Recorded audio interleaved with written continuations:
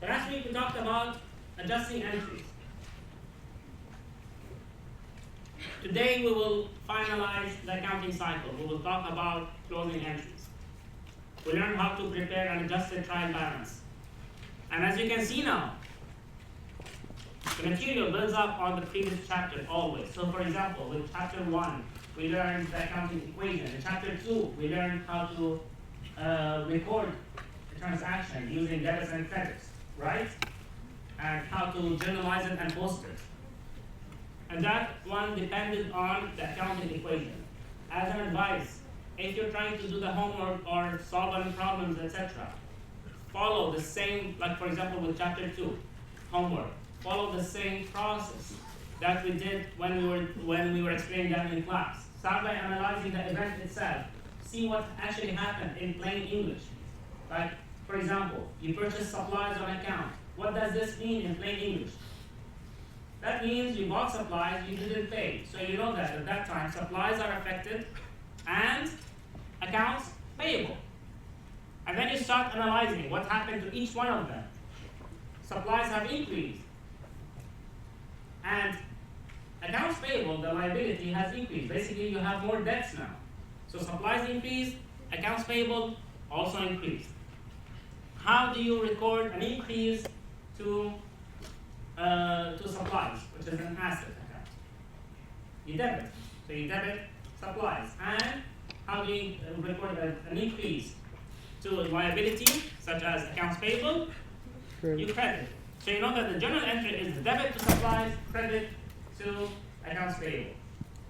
If you follow this process, it takes you like 10-15 seconds more than just jumping to the end and just writing the journal entry.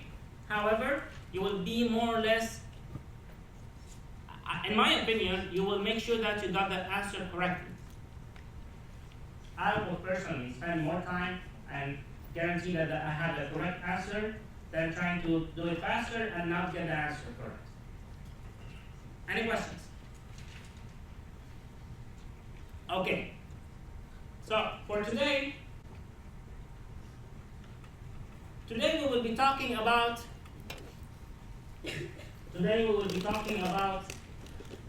closing entries, about finalizing, basically about the accounting cycle, etc. So we will complete the accounting cycle. We'll learn what the accounting cycle is. We'll learn how to do correcting entries. We touched on that, I think it was in chapter 2. We'll learn how to use a worksheet. Now, what's a worksheet? What's a worksheet? A worksheet basically is like a spreadsheet. Usually companies use it as a spreadsheet. It has different columns. Each column has certain information. So those columns, they are basically, we have to follow a certain procedure to complete the worksheet, and we will be doing that. Okay? Companies, this is not a mandatory step. A lot of companies do that because it makes it easier for them to prepare financial statements directly from here. When companies use a worksheet, they will prepare the financial statements directly from the worksheet. This usually happens before preparing the adjusting entries for those companies who actually do it. Okay? So, you have to understand that this is not a permanent accounting record. What do we mean by that? This is not a journal. This is not a ledger. This is simply a working tool, a tool that is used to prepare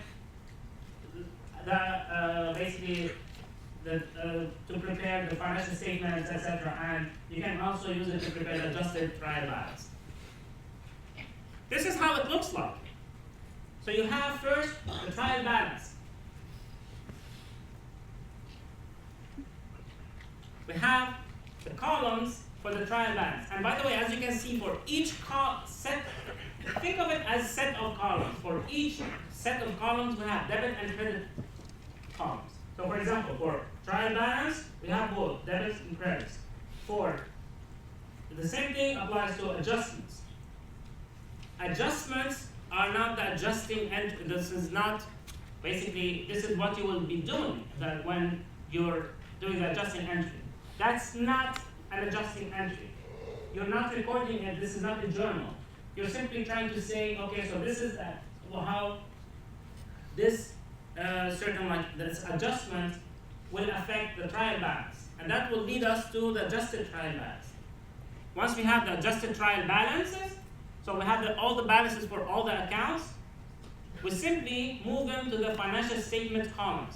As you can see, we have the income statement columns. This is where we will have what? Revenues and expenses. And then we have the balance sheet. As you can see, we do not include here the retained earnings statement. Okay? They immediately included, basically they directly included on the balance sheet, and usually the retained earnings statement is prepared from this information. You find that there's no need to have two columns where you would simply have one information. In this case, the change in information will be very simple. It will be just one, it will be simply one account. Okay? So dividends will actually be included under balance sheets. We'll see each one of them separately. So this is the trial balance that we did last week. This is exactly the trial balance that we did last week and the week before. Okay? We had all these accounts. Now, after that, you start making the adjustments. You remember those adjustments here? Those were the adjusting entries. Remember, the worksheet is done before that. So what happens here is that we had those events. The company recognized the supplies expense to actually record the supplies used in the month of October. You guys remember that? Okay, so this one is an adjustment to which accounts?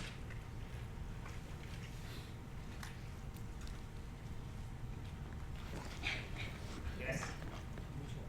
The first one is an adjustment to which account? So we have supplies expense and supplies. Supplies expense and the supplies account, right? So this is where you will actually, and we debited supplies expense, we credited supplies, right? So now let's go back to this one.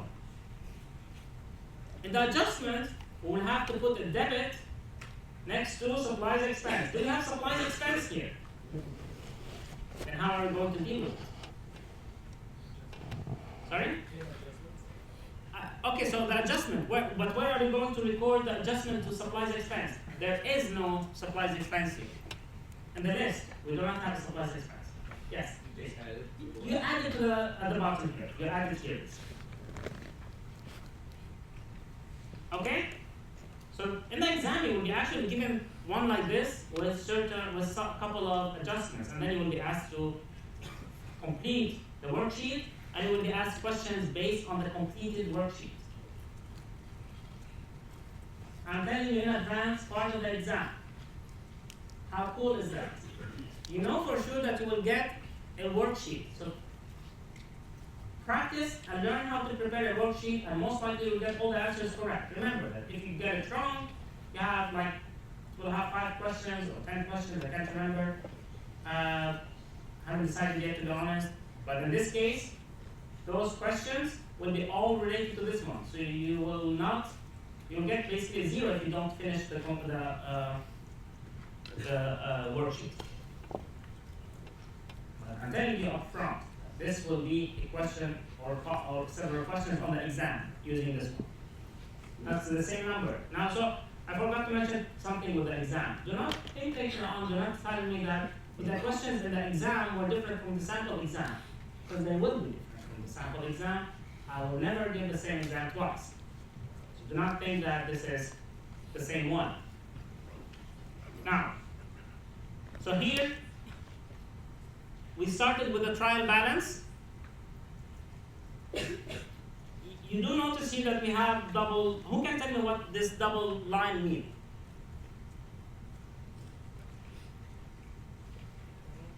Yes? That's the final sum. Yes, so that's the final sum. Thank you so much. That's the final sum of this column.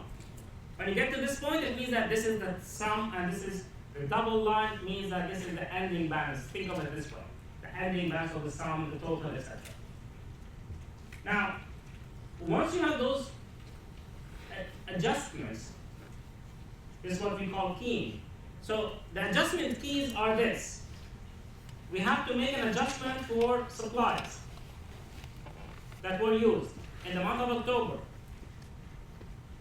And as you can see, there are letters here, A, B, C, D. This one is basically to indicate or to link every two adjustments. So for example, we said that the first one was to adjust for supplies used. We know that we need to debit supplies expense, credit supplies. Supplies expense was not in the original trial balance, so we add it here. We add it after the totals. So this is the total, was the original. This was the trial balance, we add it afterwards. You just list them one after the other. We have supplies expense. This is not a well-formatted financial statement. Do you understand that? So it's not like a financial statement where you have to do it in a certain order and a certain format. Here, just use like those. So for example, you listed them in the order they appear. So for example, supplies expense. We needed to debit that, so we included the adjustments. Now, we're dealing with what we're doing here is we're actually doing the adjustments. Here, this is the part that we're looking at. This is the second step. The first step, so step one was to actually enter the information from the trial balance. On the trial balance, you see this one here, we enter the debit balances under the debit column, the credit balances under the credit column. Now we have to deal with adjustments. We'll look at each one of them separately. The first one, so this is the first one, supplies used. We know that supplies used is actually 15, as you can see here, it was a debit of 1,500 to supplies expense. So because supplies expense was not included in the original in the trial balance, we add it under the totals, and we have it here. This is debt. What account was credited? Supplies. So you add it under the credit side of supplies. In this case, you start also doing them one by one. As you can see, there's an A at the beginning. This A simply means that this is the same transaction. This is the same adjusting entry. So the debit to supplies expense should be linked. It should be linked to supplies, to a supplies account, to the credit and supplies account. We move on to the second one. We have insurance expired. This is to record the insurance that has expired. What did we do before? We debited insurance expense, we credited prepaid insurance, right? For the value of $50. So in this case, what do we have? We have B. Sorry, insurance expense. It was not included in the original balances, so what do we do? We add it here. And then the credit to prepaid insurance. Now, prepaid insurance was already there. So as you can see, it was simply added to the credit side of that account. You guys understand what we're doing here, or do you have any issues with that? Okay. So once we have prepared all these adjustments, those are not adjusted balances. Those are the adjustments. So what do we do next? We actually calculate. We actually look at. Sorry. We actually look at what we have on.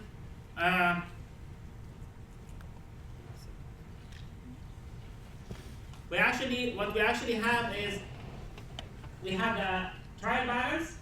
We have the adjustments. What we need to do is actually to calculate the adjusted trial balance. How do we do that? You add the debit side and the debit side, and then you subtract the credit side and the credit side.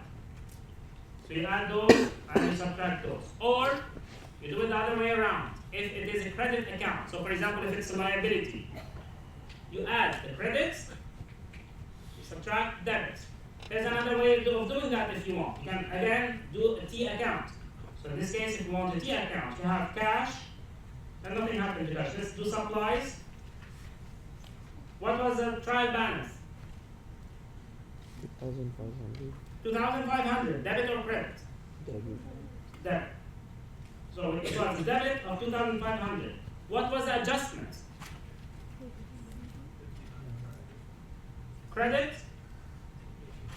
1,500. So 1,500. What's the new balance? Sorry? 1,000, debit or credit? So this is the new balance. Where do we put it? On the because it's on the debit side, we include it here on the debit side. That's the same one. So let's do that for the unearned revenue. The original account, basically the trial balance was. So this unearned revenue. What was the trial balance? Yes. 1,200 on the credit side. And then what did we do? We debited 400. What's the new balance?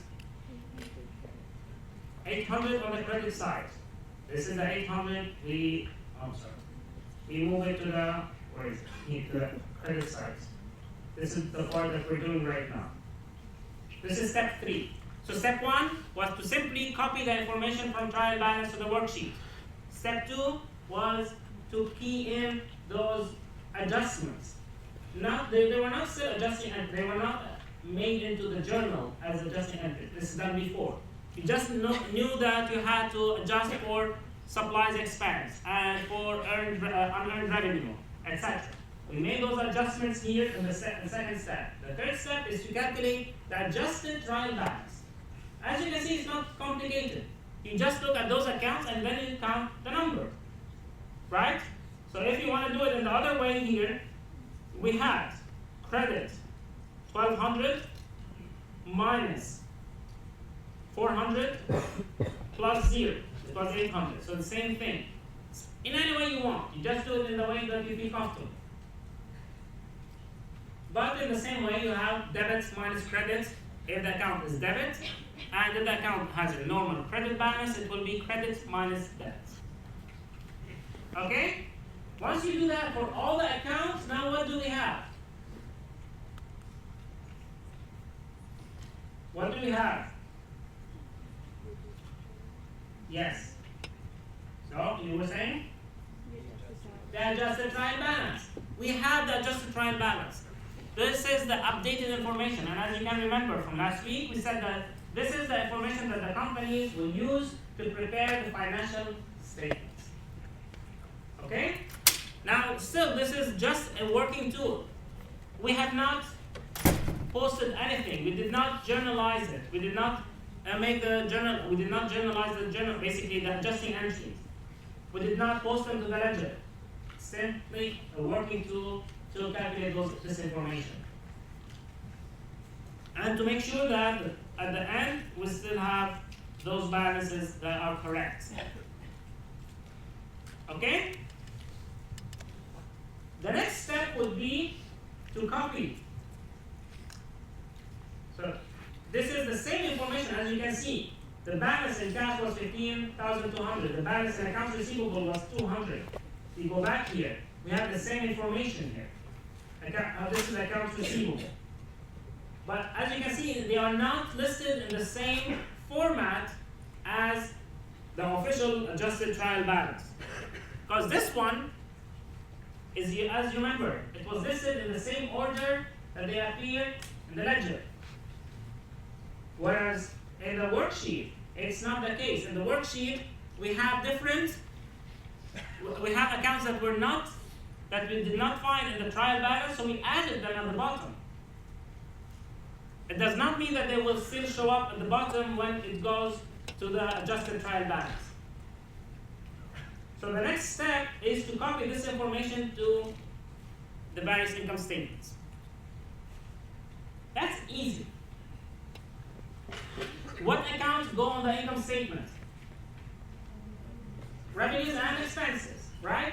So whenever you see revenue or expense, copy the same information to this column here. So look, the first one, cash, no, supplies, no, equipment, etc. Unearned revenue, no, dividends, no, service revenue, yes. So we copy service revenue. You copy the adjusted balance. So here what we're copying is adjusted balances.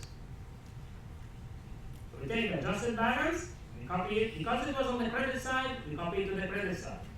We move on. Salaries and wages expense. The adjusted balance was 5,200. On the debit side, we copy it to the debit side of the income statement. We just copy revenues and expenses. And if they were on the credit side, you move them to the you will copy them to the credit column. If they were on the debit column, you copy them to the debit column of the income statement section of the worksheet. Okay? This is easy, right? And next, what do? We have the balance sheet. We do the same thing with the balance sheet. You have the balance sheet account, which are assets, liabilities, and stockholders' equity. In this case, we have the assets like cash, supplies, etc. We have the contra assets. Accumulated depreciation will be included as well. This is accumulated depreciation here. We copy the whole thing. In addition to those accounts, we also copy dividends.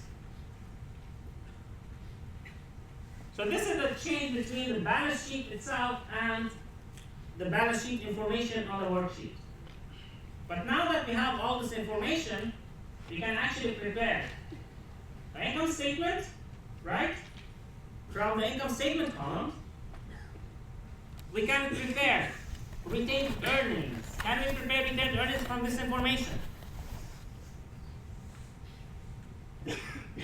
What do you need to prepare the retained earnings statement? You need first the retained earnings beginning balance, right? Now this one, what's the beginning balance of retained earnings? Do you guys see the account? Sorry? No, before adding the net income, what was the beginning balance of retained earnings? Can you see it in on the account under one of the account titles on the left side? When you don't see an account, what does it mean? The balance is 0. You don't see the account, the balance is 0.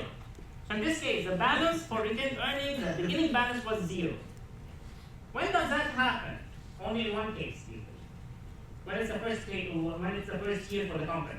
Because the next year, the company will have a balance in retained earnings. But when the company just started, they didn't have any retained earnings from previous year because there was no previous year. That's the first year. Remember that you have to calculate retained earnings from the net income. But if the company has just started, they have no net income from previous year. As a result, retained earnings will be 0. That's the beginning balance. How do you calculate the ending balance? You have the retained earnings beginning balance, right? Then you add net income, subtract dividend. That would give you the ending balance of retained earnings. Can we do that here? Do we have the information, the necessary information? Do we have the retained earnings beginning balance? Yes, we do. Do we have the net income or net loss? Yes, we do. Although it is, at this point, it's still not directly found here, right? Actually, the last step would be to calculate net income. Net income is the difference between revenues and expenses. It should balance revenues and expenses. Now, net income The difference between the two, as you can see, is added when it is a net income, not a net loss. When it's a net income, the net income amount is added on the debit side. Why is that? 2? No, it's not asset. Net income is not an asset. Net income is basically, it's not actually an account. Net income is a computed amount. Now this is the only way to balance debit and credit. And remember, we must balance debit and credit. What are we saying here? Basically what we're saying here in this case, saying that remember that net income is equal to revenues minus expenses, right? So the value of revenues or net income plus expenses should be equal to revenues. Am I correct?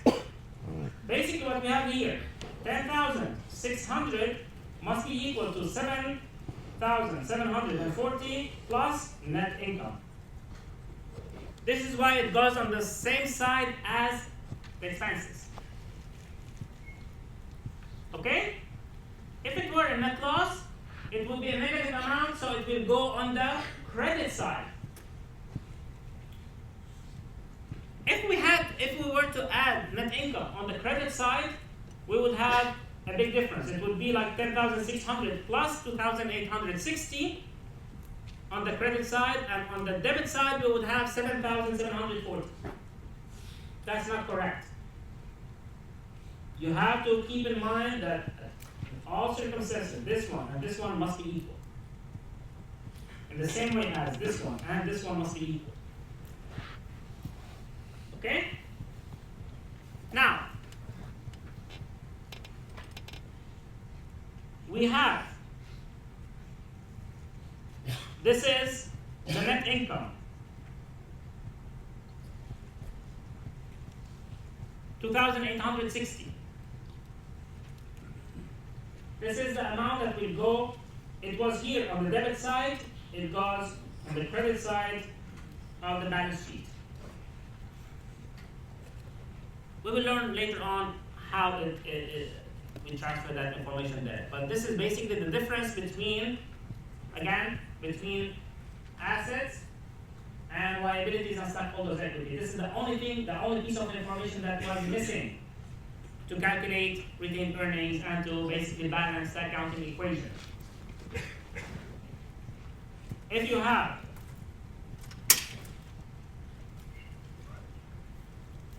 total assets or total debits, not necessarily total assets, total debits,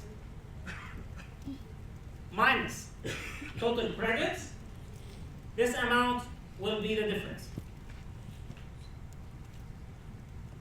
So this is the amount that will be different between the two columns. It's the same amount as net income. We have completed the worksheet. You do that correctly, you're guaranteed the answers to those questions. Because the answer to those questions will be like, for example, what's the adjusted balance for equipment and supplies? We have to actually add them together, something like that. What was the balance under the balance sheet column? What's the balance of common stock? You need to know this information. And just as a reminder, common stock does not change unless the company issues new stocks. Okay, or buy back their own stocks, which we will learn later on. But for now, unless they tell you that new stocks were issued, that means that there was no change to common stock. But let's say that in this case, we had some, during the year, we had common stocks issued, then it will be added. You remember from chapter 1, the last few slides from chapter 1, we have this equation, stockholders' equity, ending balance is equal to stockholders' equity, beginning balance, plus common stock, plus revenues, minus expenses, minus dividends. Remember that one. We'll be using that a lot to solve those problems. Anyone has a question on this one? Okay. Okay.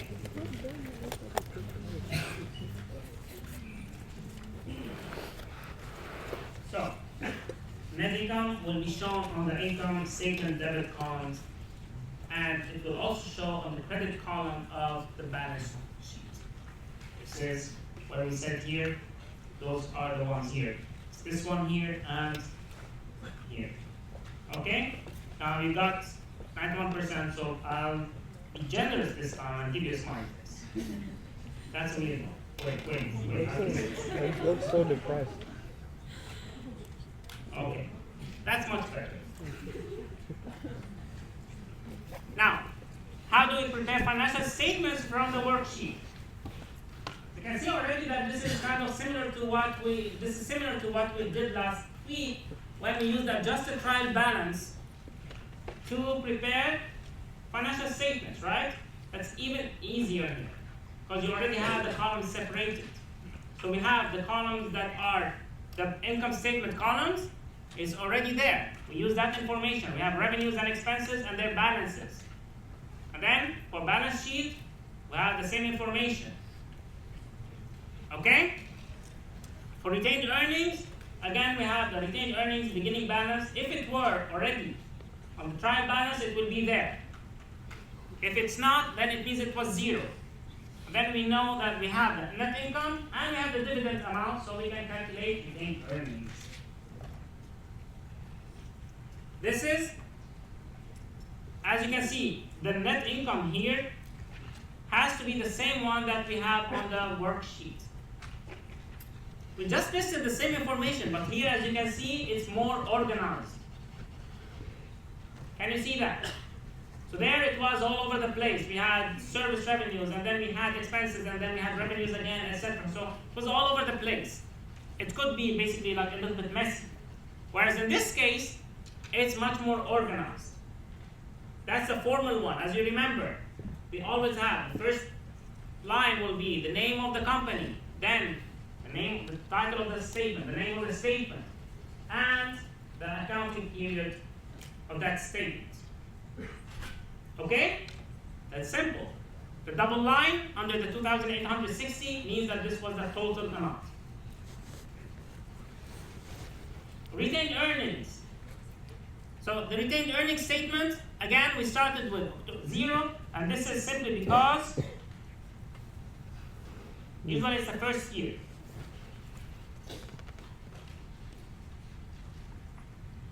So no previous retained earnings.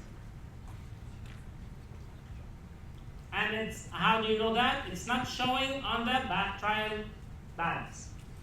We add net income. If we had net loss, what would we do?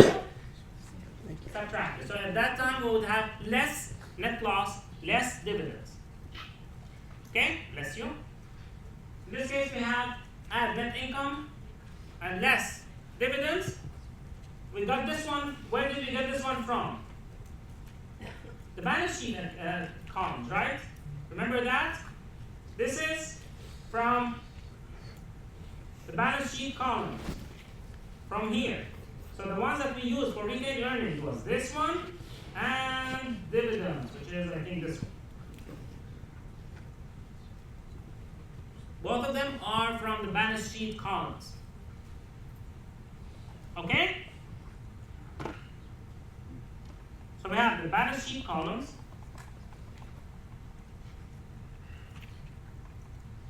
and we use them to calculate retained earnings. Now this is the new balance. Again, we have the double line.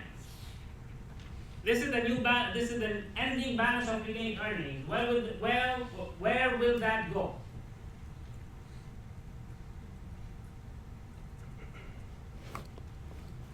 Yes.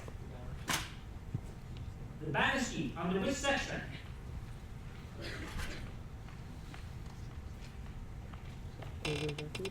Stockholders' equity section. Remember, retained earnings is a stockholders' equity account. So,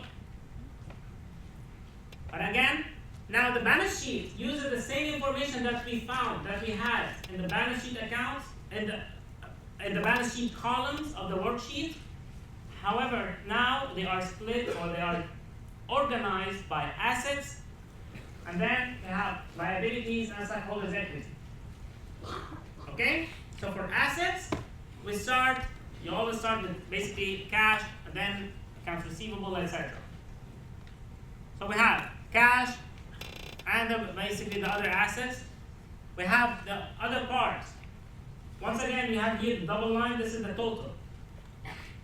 When we are doing liabilities, you see here this one, total liabilities. Although it's total liability, but this is not the end of this section, because we have not included stockholders' equity account.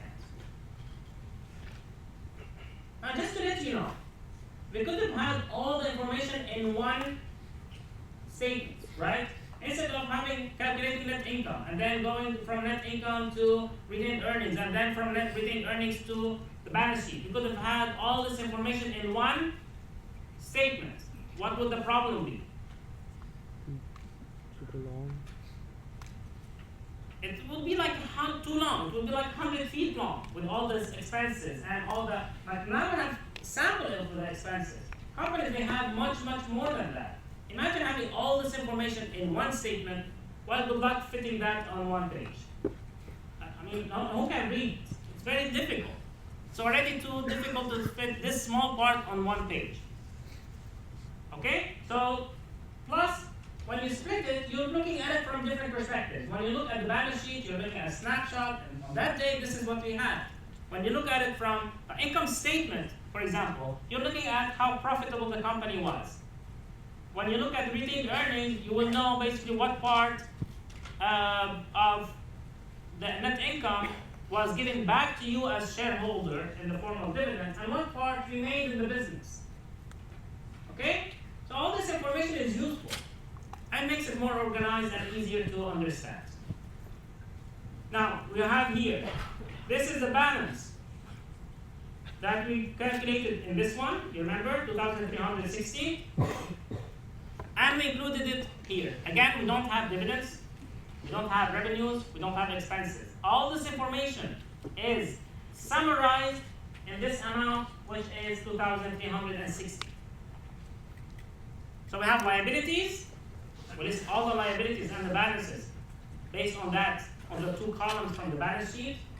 So if you did, can you see now how if you do the worksheet correctly, you can simply copy paste all this information, it will be very easy.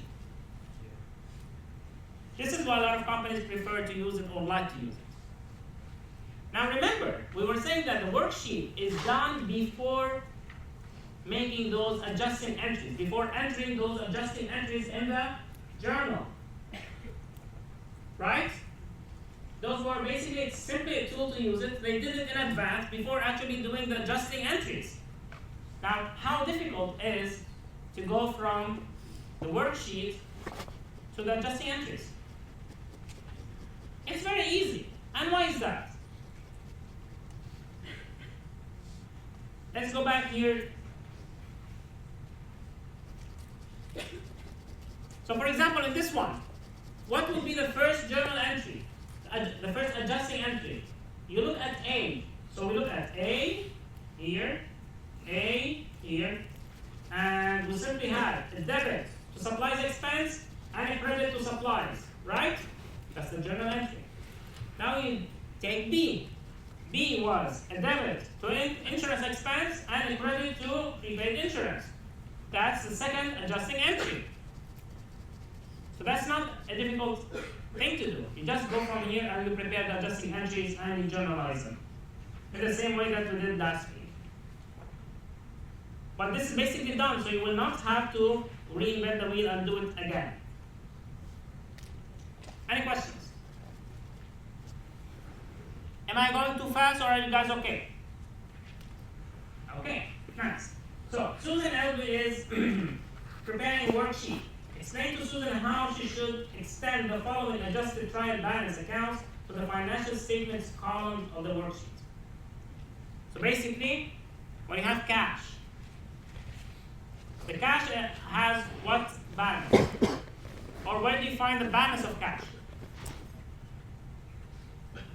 So now remember, when you want to extend the information from the worksheet to the financial statements columns, that will be from the adjusted trial balance columns, and you have to move them to the income statement columns or the balance sheet column. So for example, cash. Where do you find cash? On the debit side, right? On the debit side of the adjusted trial balance. Now, where does it go? Cash, does it go on the income statement columns or on the balance sheet?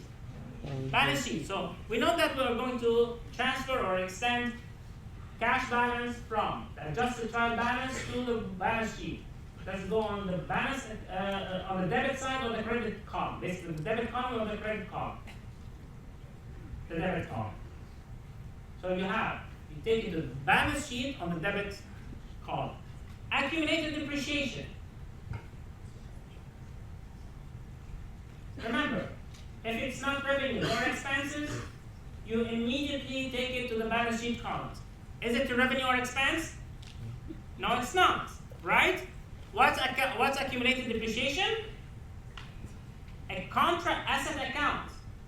So where does it go? On the balance sheet. We know that it's going on the balance sheet. Because it's a contract asset, it's the opposite side of the asset. So it is on the credit side. So we take it to the credit side, the credit column. Accounts payable. That's a liability. Liabilities go to the balance sheet and on the credit column. Dividends. We don't have retained earnings column on the worksheet. Remember, this is here, we're still working on the worksheet. Learn your rep. It will go eventually on the retained earnings statement. But on which column? Would it be under the income statement or the balance sheet? Balance sheet, not income statement. Income statement is strictly revenues and expenses. Everything else will go to the balance sheet columns. Okay? So this will go to the balance sheet columns. Dividends will go on the debit side or the credit side? Debit side. Okay? Now service revenue. Revenue, immediately, income statement. So it goes on the income statement columns. Which column? Debit or credit? Right. Revenues, they go on the credit side, the credits. What about salaries and wages expense? Also, income statement and on the debit side. Any questions? Any questions about that?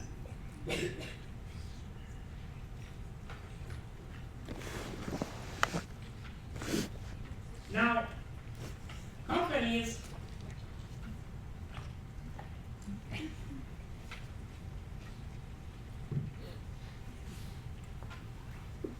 at the end of every year, usually, companies, they close the books. What do we mean by closing the books? Sorry? They actually, basically they want to turn a new leaf, okay? So what they want to do is, they want to start with a new, fresh balance for the new year. What does that affect, basically? Which accounts do you think that this will affect?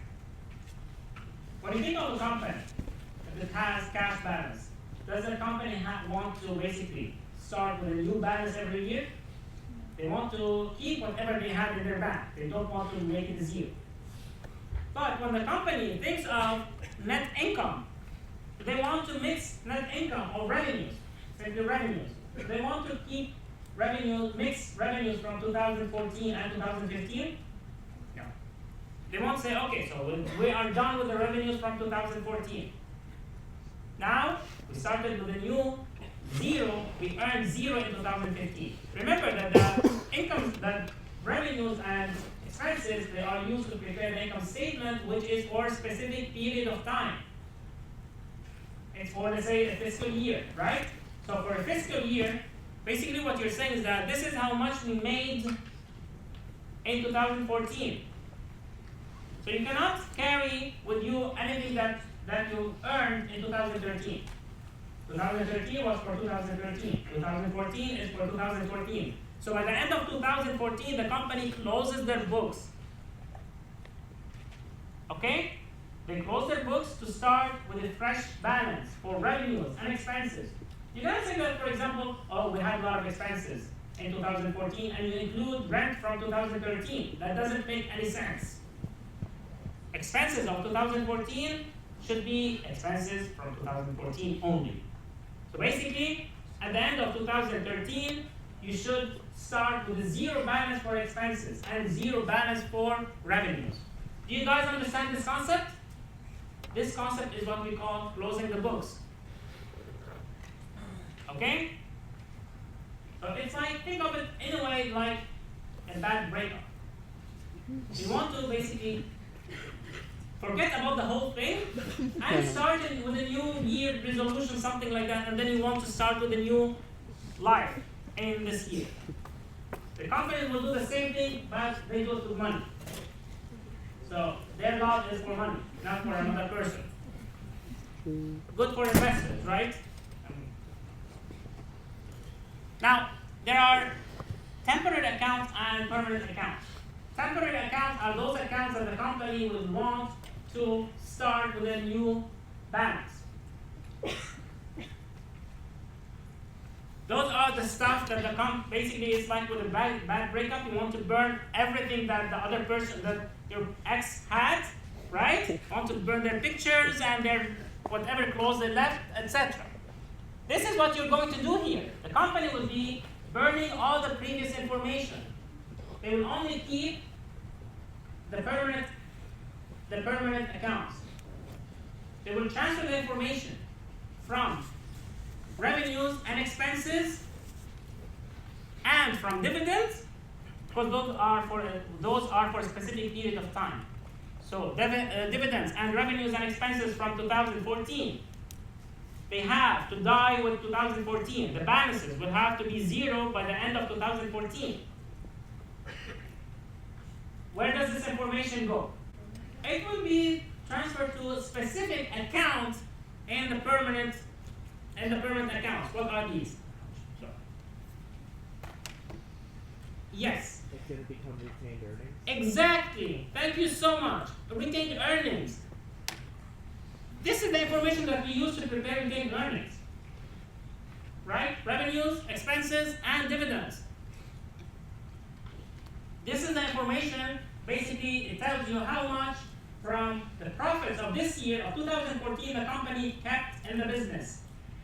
That will be closed. Those accounts will be closed to retained earnings. So this is when we talk about closing the books. We basically have basically 4 entries. Every company will make 4 entries at the end of every year. They don't do that at the end of every month. They do it at the end of every year when they want to start with a new thing, because they don't want to mix revenues and expenses and dividends paid in 2014 with those from 2013. Now we will see how we are going to close those accounts. So when companies prepare those closing entries, they will close revenues and expenses and dividends to retained earnings. However, remember, retained earnings is a permanent account, right? This will still remain in the company. The company will still have a certain amount of money that is retained in the business after basically even with the new year. It's not going to go zero. It's not like you start with no money to the basically owed to the shareholders. They still own some money. This is retained earnings, right? So we have retained earnings. The problem with retained earnings is that it is a permanent account. So if we close revenues and expenses to that permanent account, you will have a lot of entries, not unnecessary entries. So what companies do is actually they close retained earnings, or they close revenues and expenses. They introduce a new account that is called income summary. Income summary is basically the same amount as net income, but this is the actual account that is used. Okay? Now, so companies, what they do is they close revenues to income summary. and they close expenses to income summary. This is basically as if you are calculating net income. Okay? The amount that will show on service on the income summary, this will be the amount that is the same as the net income. And this is the number that will be closed to retained earnings. So in this case, how many entries do you make on the retained earnings account? 1 from income summary. And then there's a second one that you will make from dividends. Now let's do something here. Let's say that individual revenue, so here you do it with individual revenue accounts and individual expense accounts. Let's say that on the revenues we had, the balance on the revenues was, I don't know, $5,000. Usually it is a credit account, right? Revenues are credit, have normal credit balance. So we had $5,000 in revenues. If you want it to become 0, what do you do? You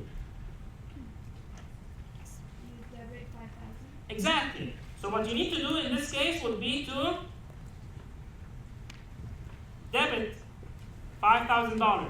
The new balance will be 0. However, can you just simply debit the account and not do anything else? There is always the other side of the transaction. So you will debit revenues and you credit income summary. Basically what we did here was simply transferring this information from here to this one. This is what we mean by closing revenues. You guys understand now what we mean by closing revenues?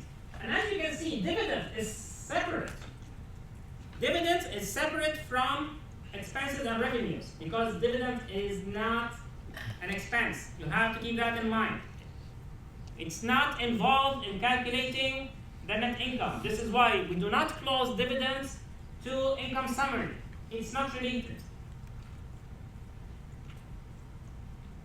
Those are the 4 closing entries that the companies will have to make at the end of every year. Okay? You have 4 of them. That's not too hard. You close revenues to income summary. You close expenses to income summary. And then the number in income summary, you close it to retained earnings, and you close dividends to retained earnings. So let's go back here. Let's say that you had expenses for the value of $2,000. How do you close this one? Okay, so we credit 2,000. If you credit 2,000, what do you need to do?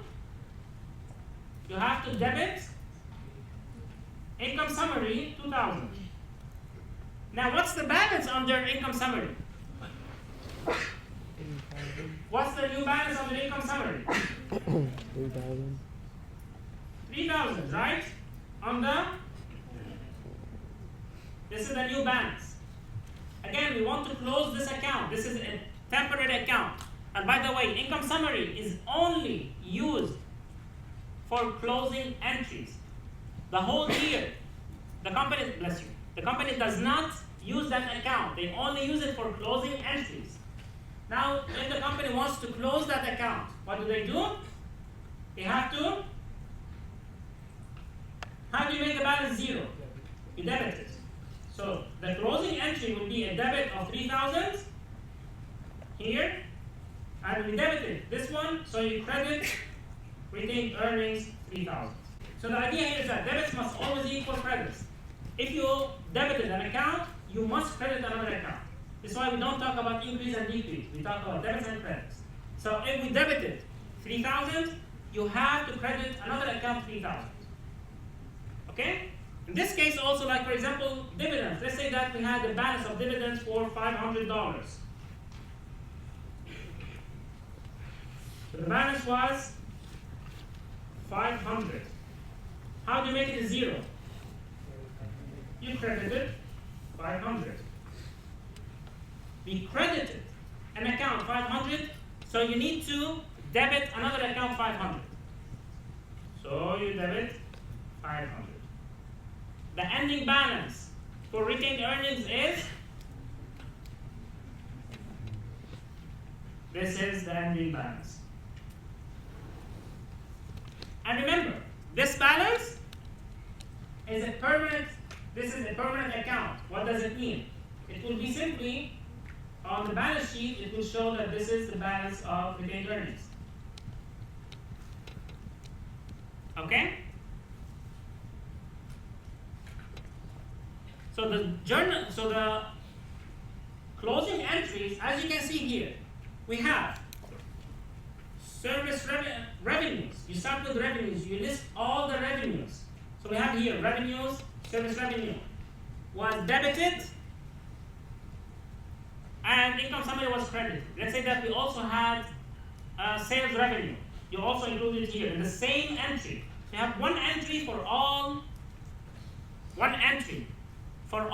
the revenues, one entry for all the expenses.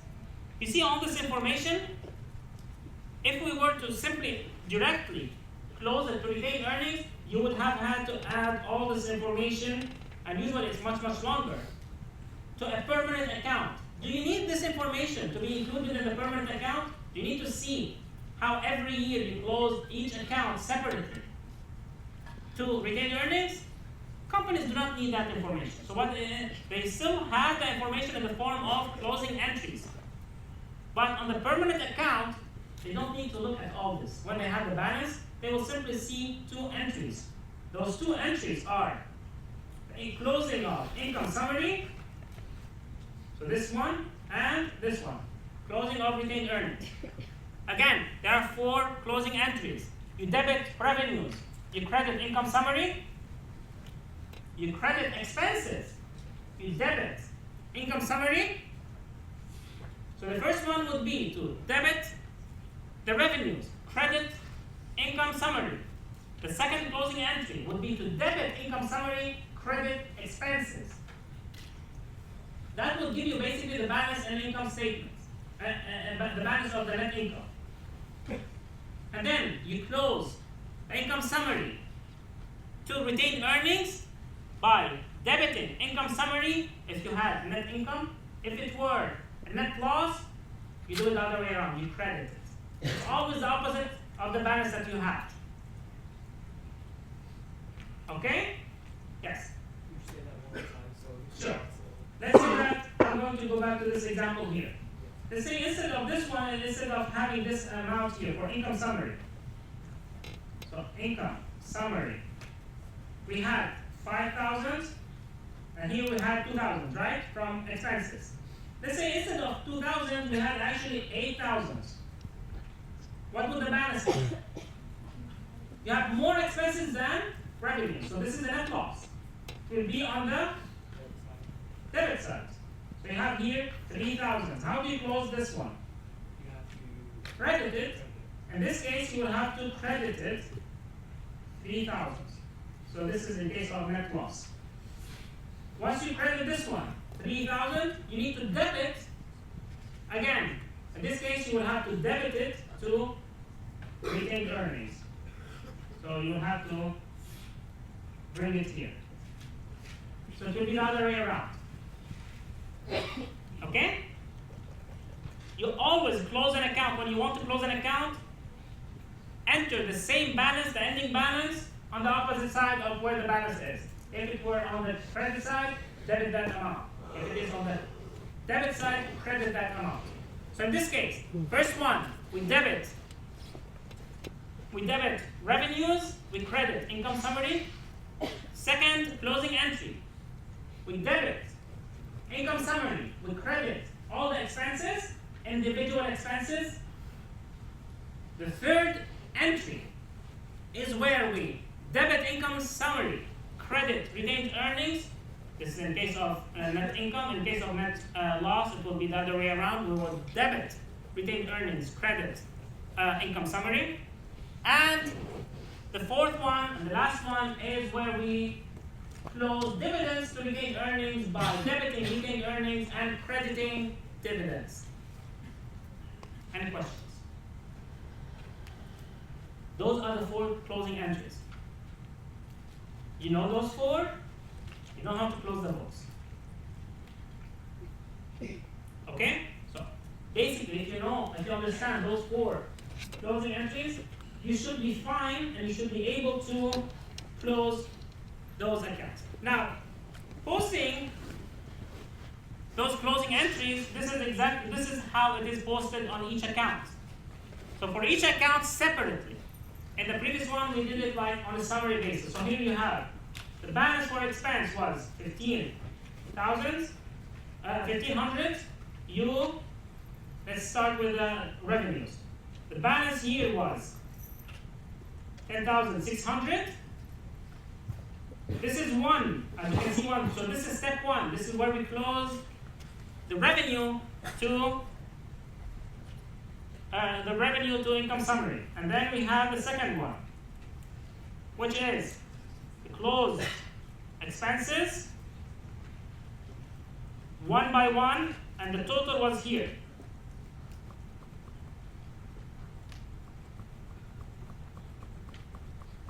So this is a repetition of what we did. That was simply a summary of all the expenses. Here you have it, individual expenses.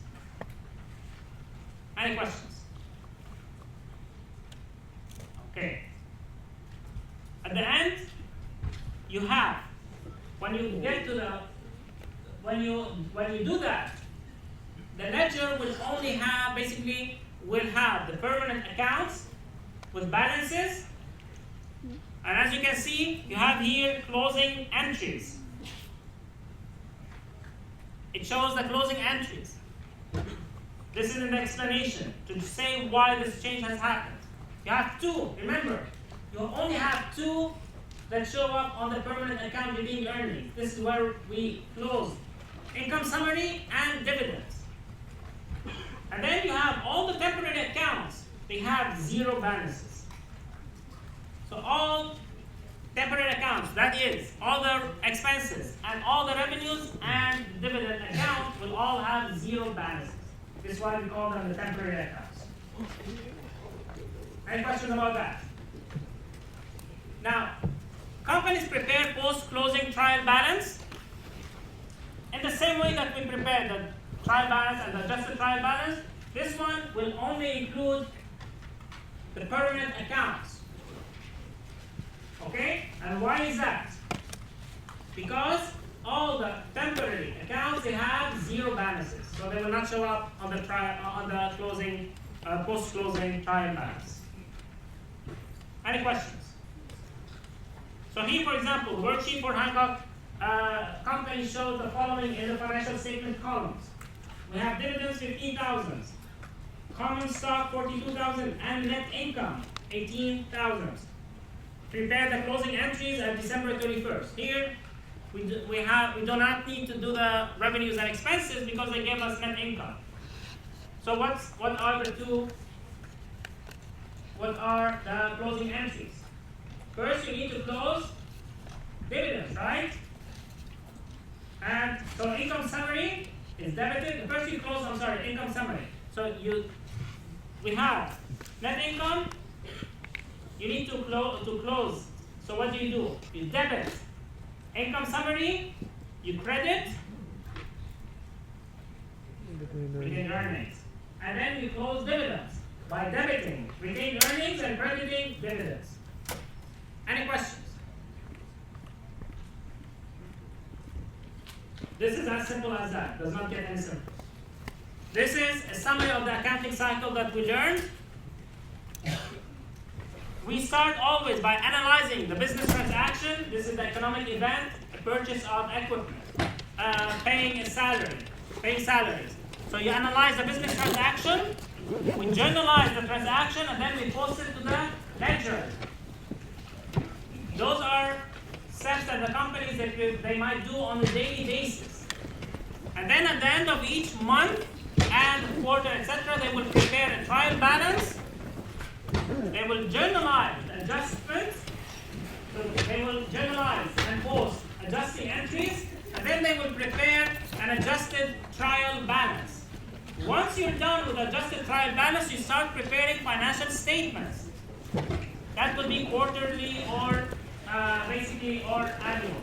Now, closing entries, which are steps 8 and 9, closing entries are done and post-closing are done only at the end of every year. Any questions?